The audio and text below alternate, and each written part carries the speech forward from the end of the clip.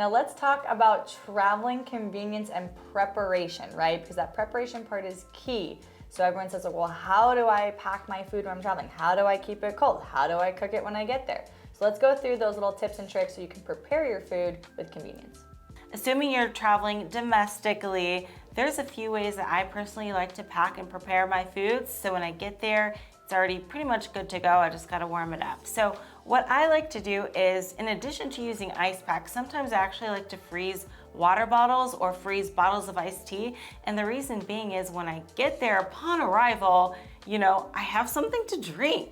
And in addition to freezing your beverage, like say water, you can also freeze your meats. Again, depending on where you're traveling, but you can freeze your meats or your vegetables as well. And those also act as little ice packs for your other foods. And then when you get to where you're going, you can put them in a fridge, assuming you have one, and they'll start to thaw. And if you have them in like little baggies, let's say, you can just pull and go, and then again, discard the baggie once you're done with it.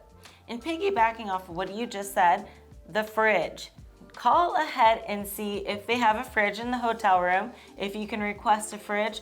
And also make sure you know what type of fridge it is. And the reason I say that is because sometimes like the little mini bar coolers, they're made just to keep your beverage cool, but they're not really made to keep your meat from not going bad. So although those are helpful, I would say like if you know you're going to a hotel that just has a mini bar and not an actual fridge with a freezer, maybe don't pack more than 2 days worth of food. Otherwise it's gonna go bad, okay?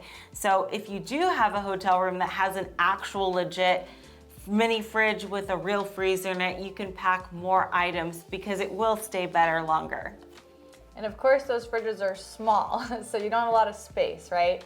So when you're packing your meat or maybe like your rice or something like that, if you pack everything in a bulk container, then you don't have to bring all those little tiny prep containers, right? And it's a lot of time before you travel to have to do that as well. And then you have all these Tupperware containers that are with you and there's no room in the fridge. So I just typically pack everything in bulk. So it's just one big container of meat and then I portion it out as I go when I get to where I'm going.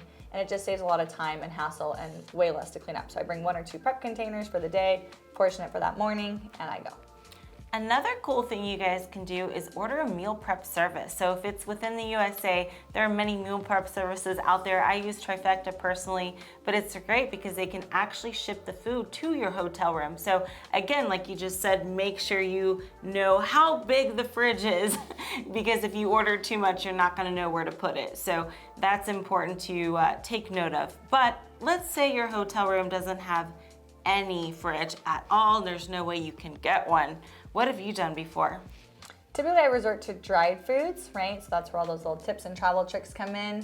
So you have the ability to stay on track without, being tempted to deviate and, not finding that justification, well, I didn't have any food, so I had to go get pizza, right? And that happens to people, right? So if you don't have a fridge, then dried food is typically going to be your friend. Mm-hmm. And I've done before too, and it's a little harder to pull off and it's extremely inconvenient, but if there is like a little bowl in your room that has the ice, you can actually pour ice on top of your food. Now with something like that, I would say probably wouldn't last longer than a day, so be careful. We don't want anybody getting food poisoning out there. So let's talk a little bit how to cook your food or warm it up when you're traveling. So I always bring with me my Hot Logic Mini. I don't know if you have one. Do you have a Hot Logic Mini? I don't. They're so convenient. Basically, it's like a lunch box that you plug into the wall and it warms your food up within like 10 minutes. And they even make USB kinds as well, so you can warm it up in the car, which I think is kind of cool. So I always bring that with me, but I don't know about you guys, but even when I'm close to a show, I still won't eat my food frozen or cold. I'm sorry, I'm a little too spoiled, I guess. So I gotta warm it up, okay? So I warm it up in my little mini skillet, and I got it on Amazon. It's super cute and very portable. It's like weighs a pound. So I also have a mini George Foreman as well in addition to this mini skillet, but something that's very important I have to say. Now, you don't want to set off the smoke alarms, okay, in a hotel. That would be so embarrassing. Yeah, I can't even imagine. So what I do is I actually cook my food in the bathroom, and the reason why is when you cook in the bathroom, there are no smoke alarms because of the steam of the shower. Okay, so you're safe in the bathroom. Just make sure you're being sanitary about things, okay? Call ahead and ask the hotel if they have microwaves or if you can get a microwave. And if they don't, then this would be a great substitute. So maybe depending on where you're going, you don't have to bring it, but if you're unsure, always better to be prepared and be safe over sorry. So remember, when you're traveling, do not forget your typical and usual vitamins and supplements. Keep consistent with that. A little preparation is going to go a long way to help you stay on track when you're traveling.